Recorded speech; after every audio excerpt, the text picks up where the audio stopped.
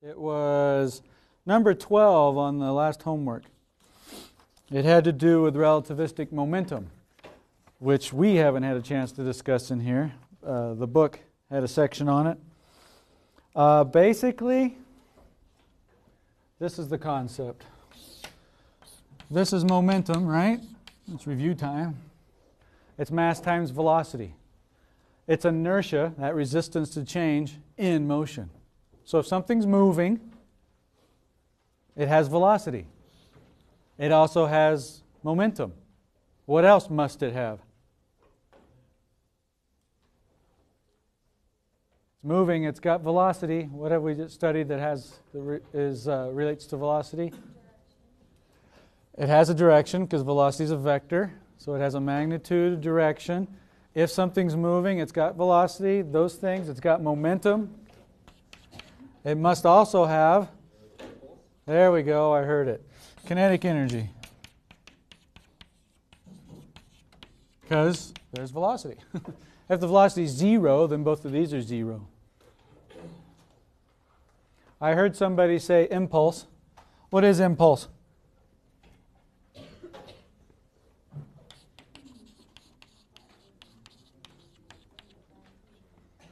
Okay, good. I heard replies. I just couldn't make any of them out. Force times time. So it's a force applied for a certain amount of time. This causes a what? You apply a force, and it obviously is going to take a finite amount of time. What's that going to cause? What's going to be a result?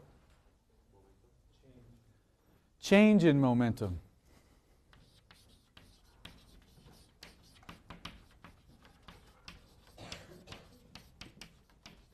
Or delta P, change in momentum. That's the key here that I wanted to emphasize in our review. Momentum is just mass times velocity. So something can be moving and have momentum, but if it's not changing its velocity, it's just going along. No force has been applied to it. If you apply a force, just like before, you apply a force and that causes a change in the motion. Force causes acceleration. Acceleration is a change in velocity. If you have a change in velocity, you're also going to have a change in momentum. So this impulse is a change in momentum. Okay, back to relativistic. Remember the Lorentz factor? I guess not to the screens quite yet.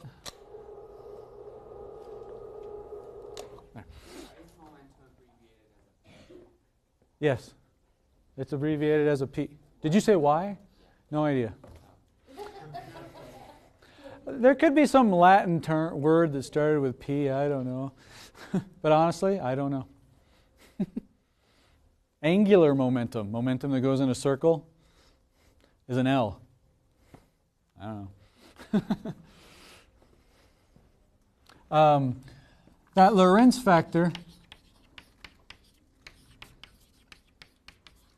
is gamma, and it was 1 over the square root of 1 minus how fast you're going squared, divided by the speed of light squared. Basically, this factor is an easier way that we can relate what percent the speed of light you're going. If you're going very, very, very, very slowly, do you see that the velocity is very small compared to the speed of light, because that's really, really fast. So this ratio essentially becomes 0, or very close. And then it's 1. Square root of 1 is 1. 1 divided by 1 is 1. The Lorentz factor is 1. That's the smallest it can ever be. And when it's 1, what do we have? We had the time to, how much does the time get slowed down? Time dilation. That was the Lorentz factor times the proper time, or the time that you measure at rest within the same frame of reference. So if this is 1, you get the same time, because you're moving really slow. Actually, if you're not moving at all, that's 0. While I'm at it, the length was divided by that Lorentz factor. So you get lengths that contract. They seem shorter. If you're moving at all.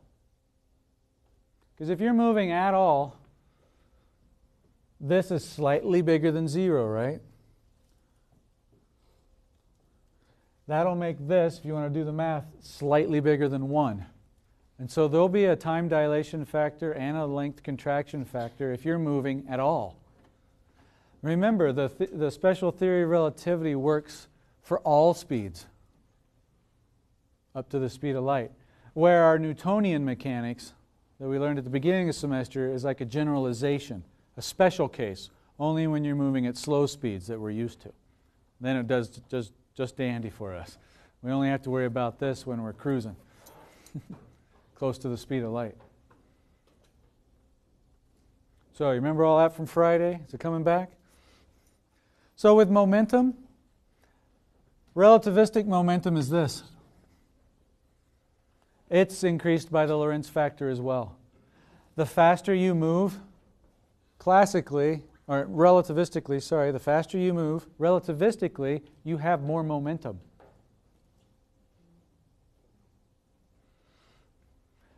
Not only is your mass, but you're moving at a certain speed. As this gets closer and closer to the speed of light, your momentum goes up by this factor also. You can again see this works for Newton, because if this Lorentz factor is 1, we get what we're used to. But when you're going to where that's has a big enough effect, you'll start to notice things. And what it means is, as you go faster and faster and faster, the Lorentz factor gets bigger and bigger and bigger. If you were going the speed of light, that'd be c. This would be 1. This ratio, c squared over c squared, 1. 1 minus 1 is 0. Who remembers what 0 in the denominator yields? It's undefined. It's infinity. So the faster, as you approach the speed of light, the Lorentz factor approaches infinity. If you could go the speed of light, the Lorentz factor would be infinity. And so the momentum just increases a huge amount. And if you want to cause that change, you're causing your momentum to increase. You got a change in momentum, right? That requires some force that you've been applying to go faster and faster and faster to change your motion. This will become infinite. So another result of special theory of relativity is that nothing with mass and inertia can go the speed of light, because it's impossible. It would take an infinite amount of force to do so. You could get close, but never quite go there. Kinetic energy is similar, by the way.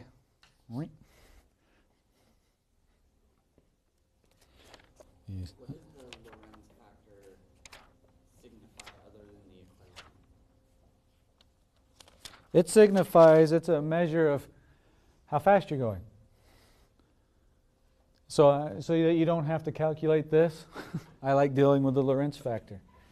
I could say, you're going this speed.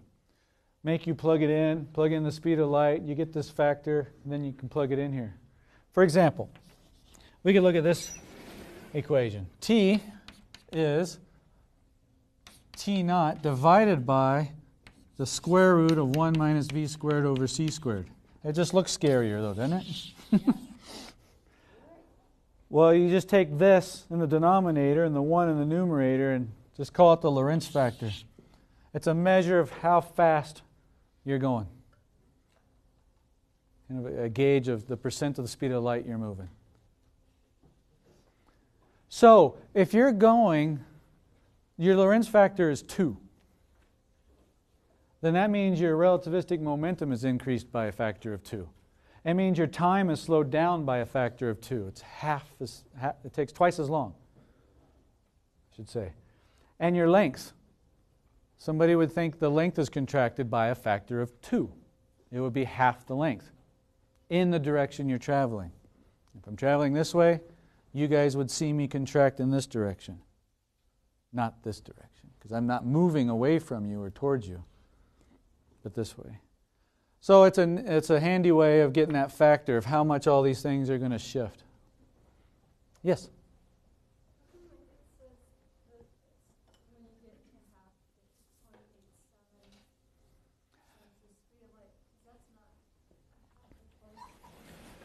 Oh, that's because this, if that was 2, that doesn't mean v is half the c, because there's this big 1 minus square root stuff. It doesn't work out evenly like that.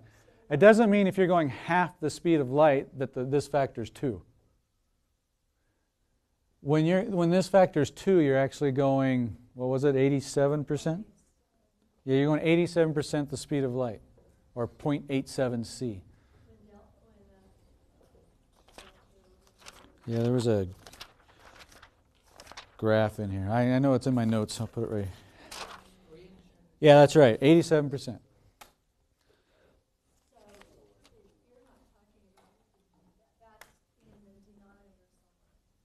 Yeah.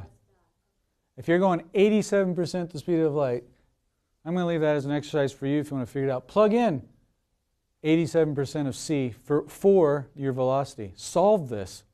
This will be 2. When you're going 98% the speed of light, almost there. When you're going 98% speed of light, this will be 5. To give you an idea.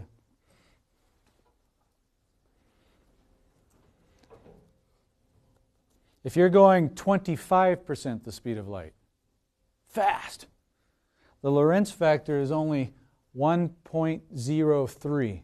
So there's not much difference that we notice. That's why you have to be going really fast. But there is that 0.03. So it's not a direct correlation here because of the squares and square roots. So let's see, on number 12 in your homework it said, if a high-speed spaceship appears shrunken to half its normal length, boom, what's the Lorentz factor? 2. It's half its length. So yeah, the Lorentz factor is 2. All right. If that's true, how does its momentum compare with the classical formula? Well, it's going to be different by a factor of 2 also. It'll be twice as much. That's how this Lorentz factor works with all this stuff.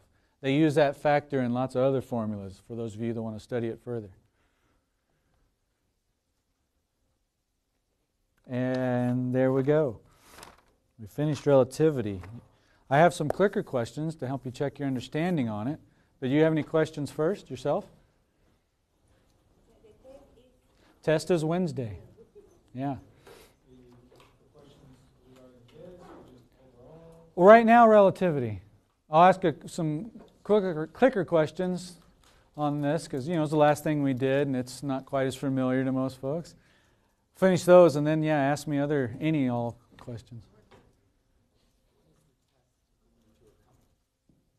What's it going to encompass? Everything we covered since last test, which was chapters 6, 7, momentum and energy, 10, projectile motion, and 35, relativity, the special theory of relativity. As noted in your schedule on WebAssign.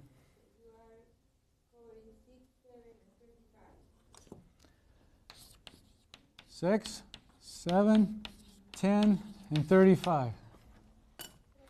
All the chapters covered on your homeworks that you can remind yourself in WebAssign and as listed in the lectures and what the test is covering on your calendar. And that's everything we did since the first exam.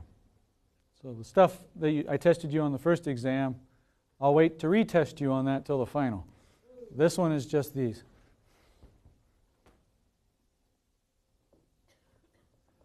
All right, let me dim the lights then. Let's see how we're all doing here.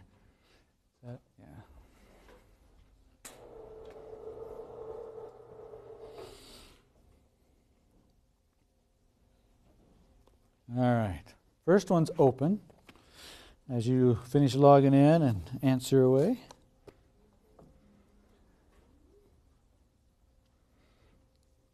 That Michelson-Morley experiment, if you don't remember it, we discussed it a couple times and there was a whole section on your book. Those are the two guys trying to figure out how Earth moving through space, checking for the ether.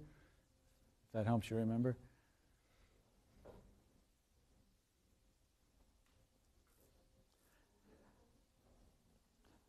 Remember I told you what they were shooting for failed. But what it did show caused a lot of this relativity stuff. That's what I'm asking. What did it show? And what the hey, one more clue. Special theory of relativity has two postulates it's based upon.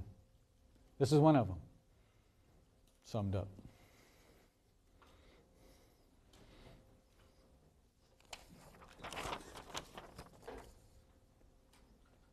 Ten, 9, 8, 7, 6, 5, 4, 3, 2, 1, 0, and.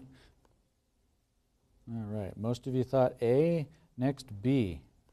So that the speed of light is not relative, or that it is relative?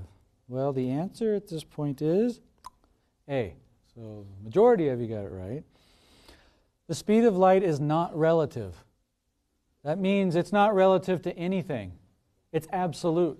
Everybody measures the same thing for the speed of light. It's fixed. All other motion is relative, depending on if there's motion between our reference frames. Motion only makes sense when you relate it to something else.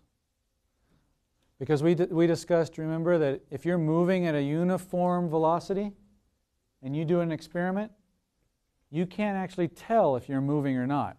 The experiment will be the same in that reference frame as it would if you were at rest. You could only tell you're moving relative to something else. So all motion's relative except for the speed of light. That was one of the postulates. Given that it is not relative to anything else, leads to everything we were discussing. Questions? All right, let's do another one then. That's the one I want.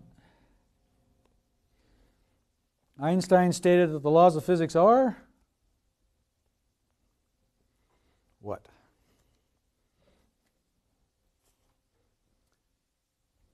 I always forget to mention something, but there's still 3 unassigned device ID numbers. When the lights come on, you can see it better, but here they are. In other words, if one of these is your device, you're not getting credit for any of your responses. I still have all your responses, but I don't know who it is. So if one of these 3 is you, you'll need to let me know if you want credit.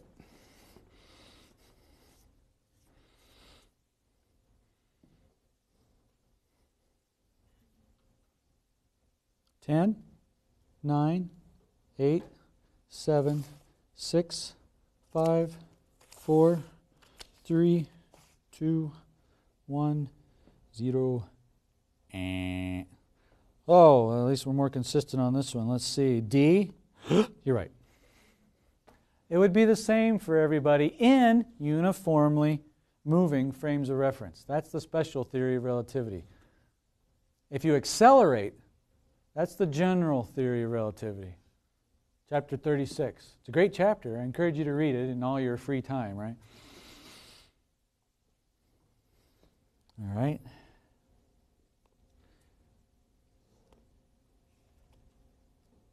Go.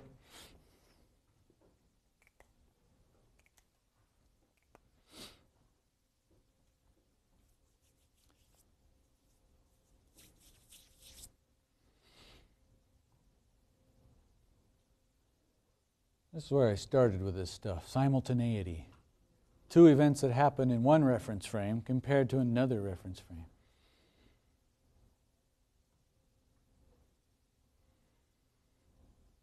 Hopefully that little video is coming back in your mind with the train and the lightning bolts. Wink, wink, hint, hint. 10, 9, 8, 7, 6, 5, 4, 3, 2, 1, 0.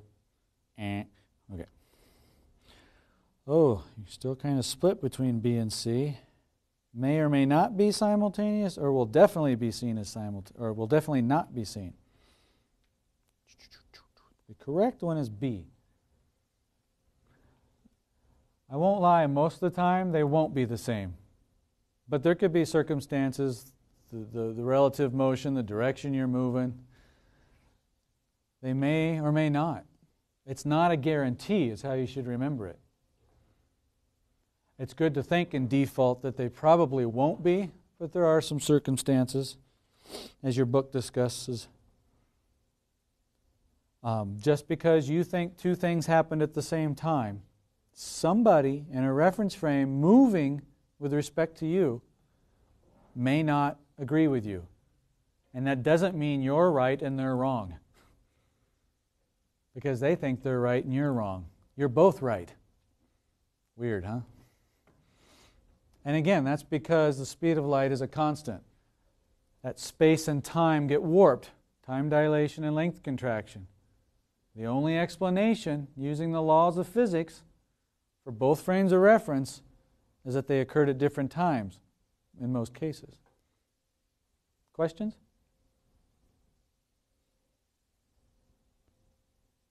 Okay. Next.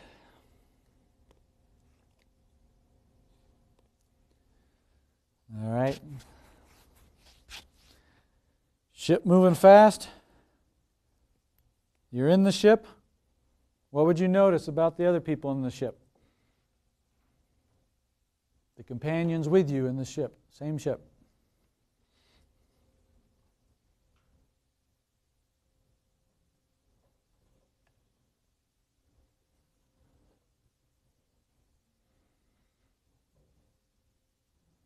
Are these helping? I've had some comments from you guys. Do these help? Help you at least figure out how it's in your mind, seeing what other people answer? I hope so. Good, good. 10, 9, 8, 7, 6, 5, 4, 3, 2, 1, 0. Meh. Large majority D, none of these. I'm proud of you. A lot of people, that tricks. These effects only seem to happen for the other guy. You're at rest with those people on the ship. Everything on the ship is at rest with respect to you in the ship. So there's no relative motion between you and everything inside the ship. So you don't see any effect. Things seem normal to you inside the ship. Because you're in the same frame of reference, not moving relative to each other. Absolutely. So all the laws of physics apply. You can remember everything we've learned in this class, and you do your experiments on the ship. When do you notice something funky? What was over here? Outside the ship. Things that you're moving relative to. Say you were blowing past a planet, right? There's motion between you two. Then you would notice some effects for them. Okay.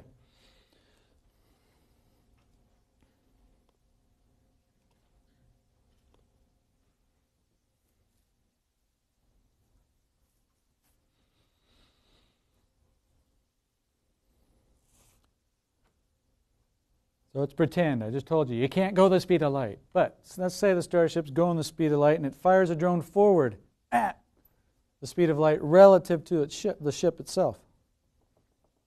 You watching all this on Earth, what do you see the speed of the drone to be? Ship's going the speed of light. They shoot a drone out at the speed of light relative to the ship. What do you notice for the speed of the drone on Earth?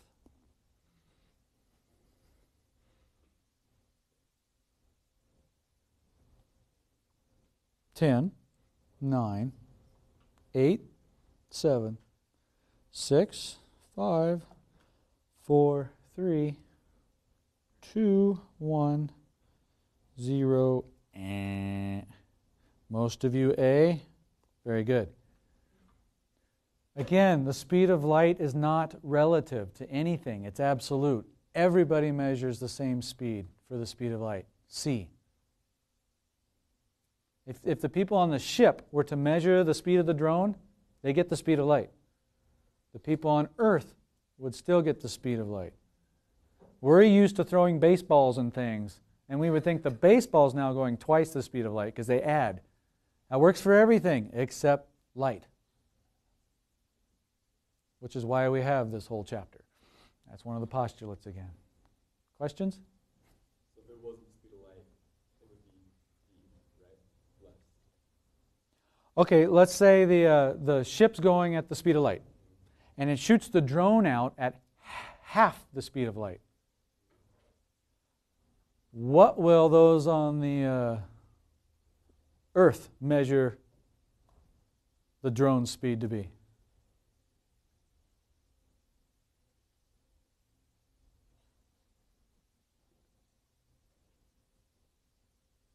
So basically I'm changing this. Instead of the drone moving forward at c, let's just say it moves forward at half c. So it looked like it goes slower because time's taking longer, right? Yes, there would be that time dilation. And because of that time dilation, we would see space warped as well. And we still get the speed of light to be c. The drone we would get to be half c.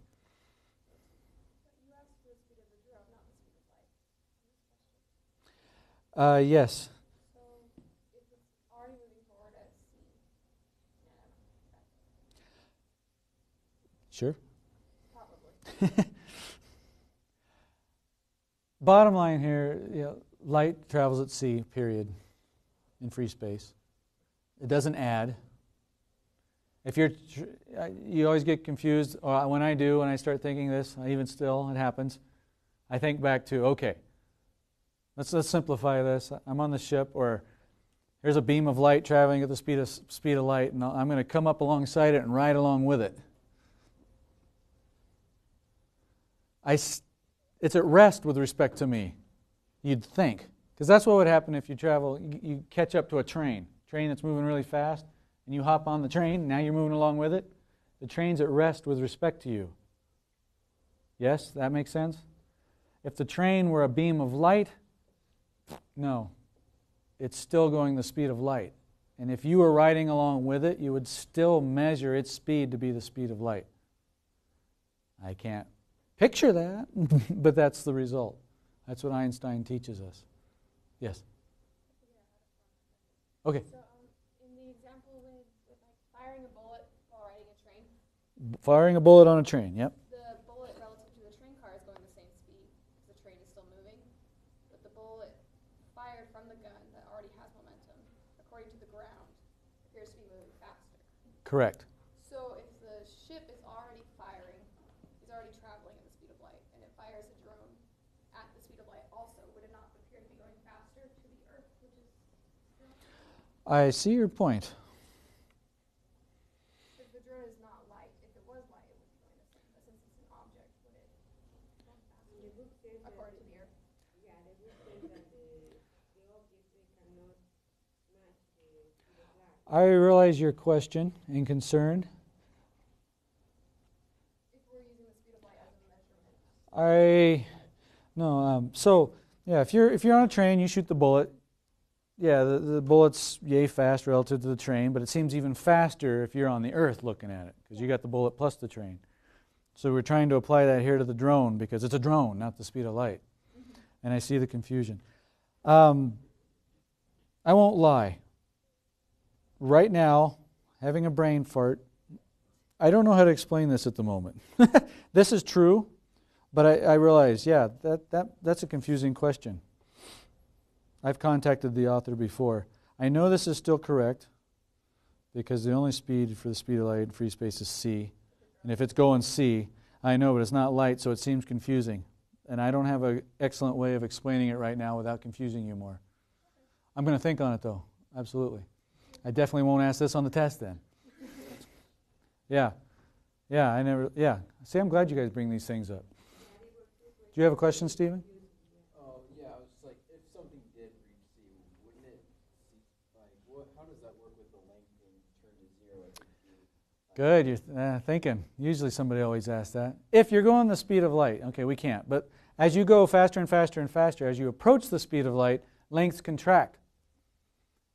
Not for you, but for the reference frames you're moving relative to.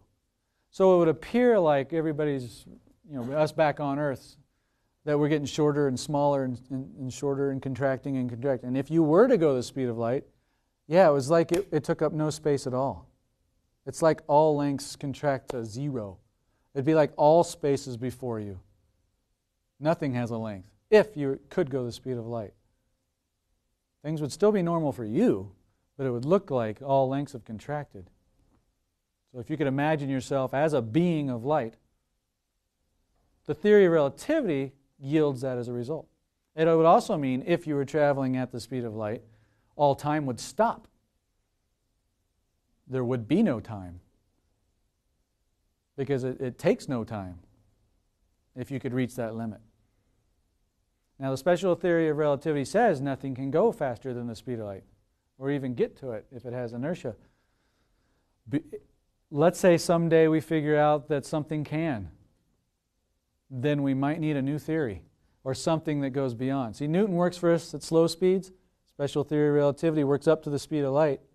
If for some reason we work something out, then yeah, we're going to need another theory, because it doesn't hold in those regimes.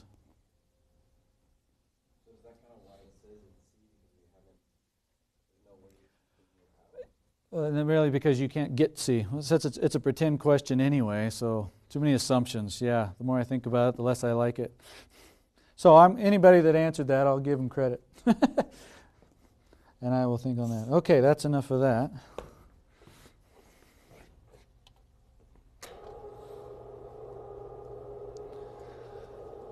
All right. Did you guys bring questions on any of this material that you'd like to ask first? Yes.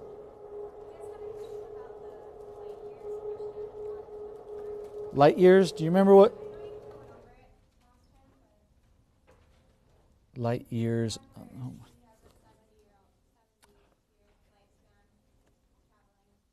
Oh, that idea, the twin paradox thing. So if someone's traveling and someone goes off near the speed of light for, I don't have the numbers, I can't remember. I think like an Ender's Game. I was trying to remember it so I don't tell you incorrectly. But I think he was gone for 50 years on the ship. No.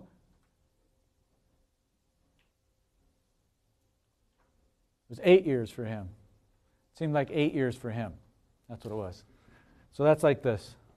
He's at rest with respect to the ship, so time passed. 8 years of his life passed. But he was moving relative to those on Earth, or space stations, what I don't remember. And since he was cruising, this Lorentz factor was really big. I think it was 6 1/4 or something like that. And so it appeared to us on Earth, watching him move at motion relative to us, that his time was running more slowly. How much more slowly? That Lorentz factor of 6 1/4. So even though he only saw 8 years pass for himself, we saw 50 years pass for him. That help?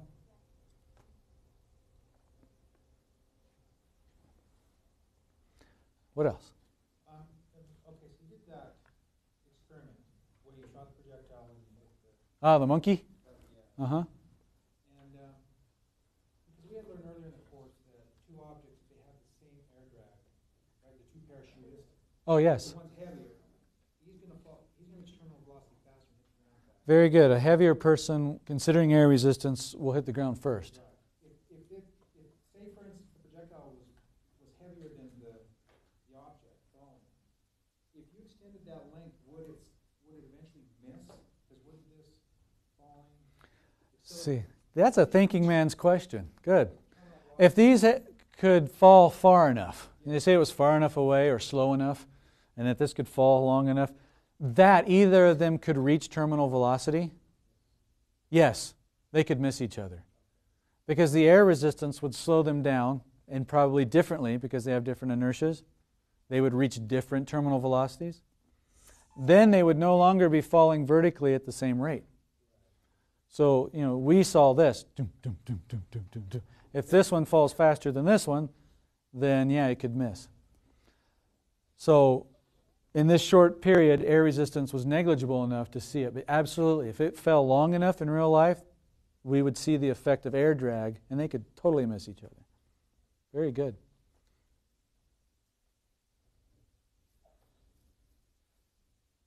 You guys bring other concerns? Yes?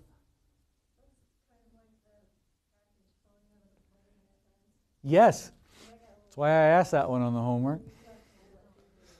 It was like in the video where I transitioned between projectile motion and relativity, that old black and white one. You put the thing there, it moved. When it passed a certain point, it dropped. Where did it land? Back here, or still on the cart that moved forward? Remember, it was hanging, cart was moving, it dropped. See, if it's moving, the cart and the airplane have inertia, momentum, velocity, a horizontal component. When you drop a package or the ball, it's now increasing its vertical component, right? Because it's accelerating down. So which way will the ball or the package go? That way. It starts falling, but it's still moving horizontally. At what speed? How does the speed of the package horizontally compare to the horizontal speed of the plane? They're the same because it was riding with the plane. Things in motion want to stay in motion unless or until a force acts on them. So until air resistance comes into play, it stays with the plane. Boom. It's one way a pilot knows when to drop a bomb. He calculates how far away he is. It's going to take that long to get there. I know that going at this speed, this far away, I should drop it now because it's going to take that long to get there. And that's how he knows it'll land right where he wants it to, simplistically. He has to account for some air resistance.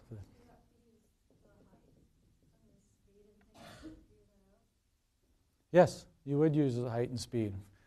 For him, if he's maintaining a horizontal constant speed and he's this far away from the target, distance, speed, he knows how long it'll take. He knows when to let go. He knows I'm going to get there. Actually, for that matter, he wants it to land there when he gets there. So he times how long it takes to get there. That's when he knows when to drop it. Because as soon as he gets there, he knows the bomb is going to be there at the same time. And he knows how high up he is. He knows how long it takes for something to fall. Because it falls at 10 meters per second every second. Simple physics for a bomb pilot. They just got to get it right? Well, with a bomb, I guess as long as you're close, but...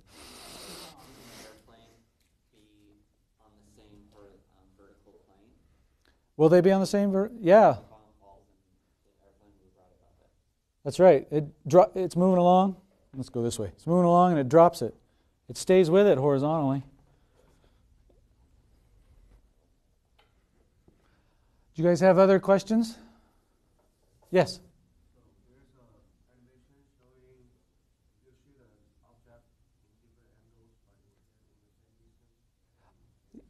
Yeah, the same angle example. The book and I like the 60 and 30. So if you shoot something at 60 degrees, that's its velocity. Then it's going to make a parabola like that and land there. Megan, did you get my response to your WebAssign question about downrange? No, I did not. Oh. Downrange is the horizontal distance. It's used in like 3 of the checkpoints in the text too. I sent those to you. But that's downrange, the horizontal distance away from where it was shot. 60 degrees. It has a vertical component and a horizontal component. That's why it goes up and over. There's a nifty little rule that if the 2 degrees add up to 90, they land at the same spot. So if you shoot this at 30, half of that, now you see it doesn't go up as high because the vertical isn't as big, but it does go over faster because the horizontal is bigger. And it'll still be a parabola, and without air resistance, will land in the same spot. Let's say we shot them at the exact same time. 2 of them, one at 60, one at 30. Would they hit here at the same time?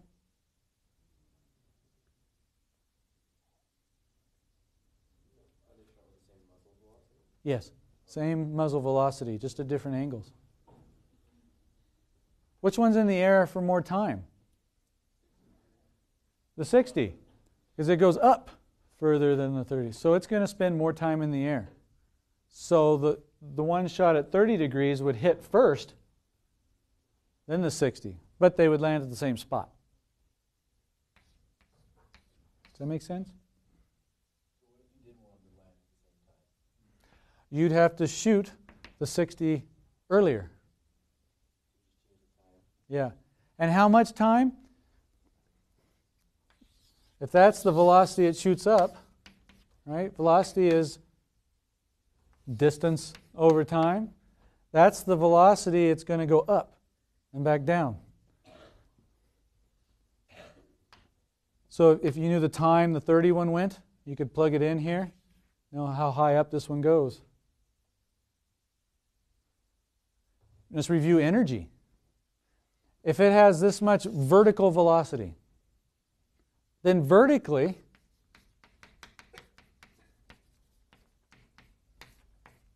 it's going to start with how much kinetic energy? Upwards.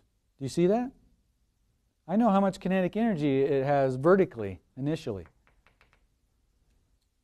Energy is conserved, so how high will it go? It's kinetic energy here, right? Energy associated with motion. What form of energy will it be up here? Potential. Gravitational potential energy. And that's mgh. If you start with this, and vertically, what's its kinetic energy at this point? 0. It has no vertical velocity at that point. So vertically, the kinetic energy and the vertical gravitational potential should be equal. It's transferred. So if you set those equal to each other, you could solve for the height. You know exactly how high it's going to go up. And then you'd know how long it's going to take. Now, do you see, though, that at this point, it has a horizontal velocity? And so its overall kinetic energy is not 0 here, is it? It still has some kinetic energy horizontally. There was a little confusion on the homework too, I remember now. What about at this spot, point A? What forms of energy does it have there at point A? Both kinetic and potential. Let's say this is exactly halfway up. If it's right in the middle, halfway down, how does its gravitational potential energy compare to at the top? If it has so much gravitational potential here, how much does it have here? Half, because it's half as high. H is half the height. And if the gravitational potential energy has gone down by half, what went up by half? Kinetic energy. They're equal, right in the middle. Here it'll have more kinetic than potential. Here it'll have more potential than kinetic. But it's always conserved, the total. That was most of chapter 7. But let's see, good. 5 minutes. Will some questions on the test be related or the same as homework questions? They're exactly like them. They're not the exact same questions. Not all of them.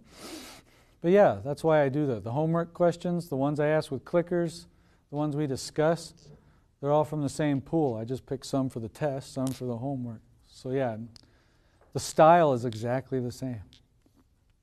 Here's another one that'll help us review. 2 spheres, they roll down.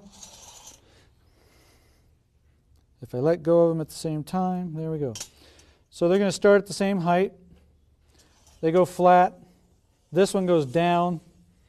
This one stays level. This one comes back up. Bottom line is, I want to ask you, if I let go of them at the exact same time,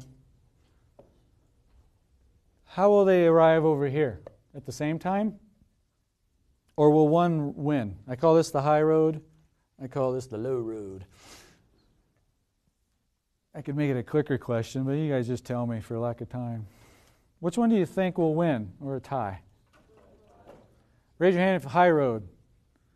Low road? We got 2 votes. And tie? Most people think it'll tie. Okay, that gives the consensus. Drum roll, please. Thanks. Boom. You lose. It's all right. That's what most people think. But now think like a physicist, because you got the answers here. I'll prompt you here. Okay, we're going along. We're together, and then there. Something starts happening here. Yeah, this one accelerates. It starts to fall and accelerates, which does what to its velocity? Increase. So this one's going faster than this one. That's why it gets ahead of it. If it's going faster, it covers more distance in less time. But wait a minute. It comes back up. What happens to its speed? It slows down.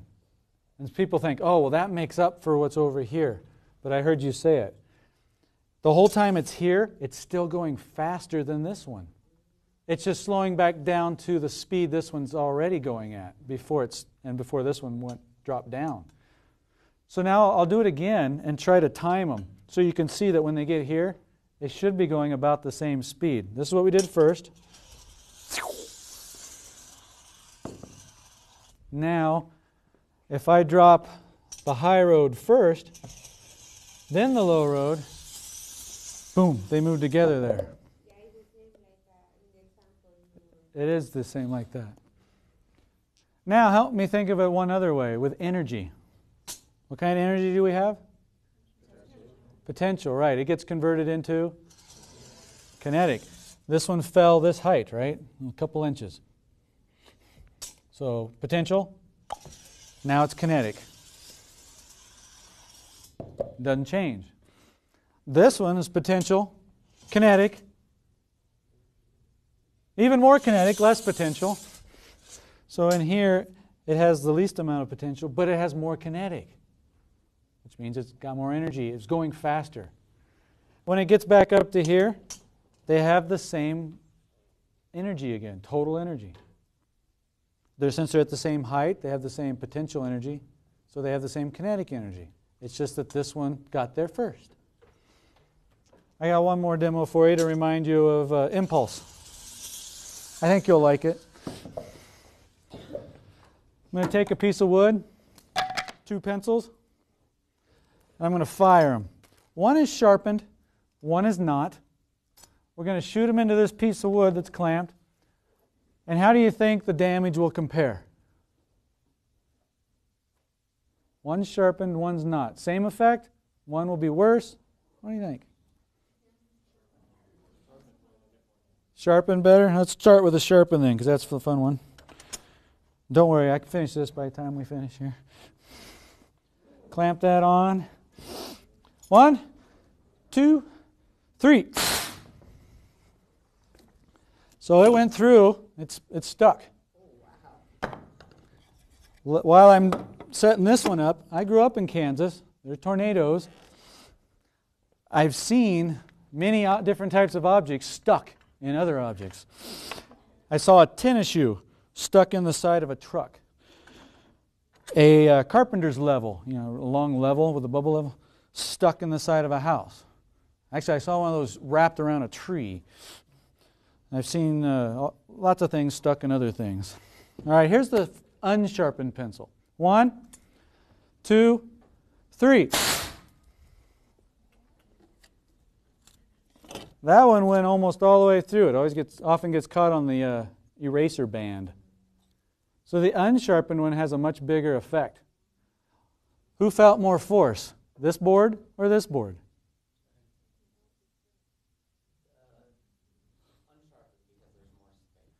Unsharpened. It punched right through it. They came in with the same velocity, because this accelerated them the same. So they came in with the same initial momentum. They both stopped eventually, so they both had the same momentum at the end. So they both had the same change in momentum. up there. So they had the same impulse. Yes? But the unsharpened one kind of just punches its way through. It's in contact with the wood for less time. The sharpened one acts like a crumple zone. It's like an airbag. And what it does is it increases the time of impact.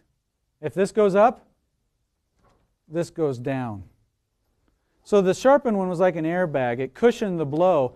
And so the force felt between the pencil and the wood here was a little less. It didn't make it through as far. Unsharpened almost went all the way through.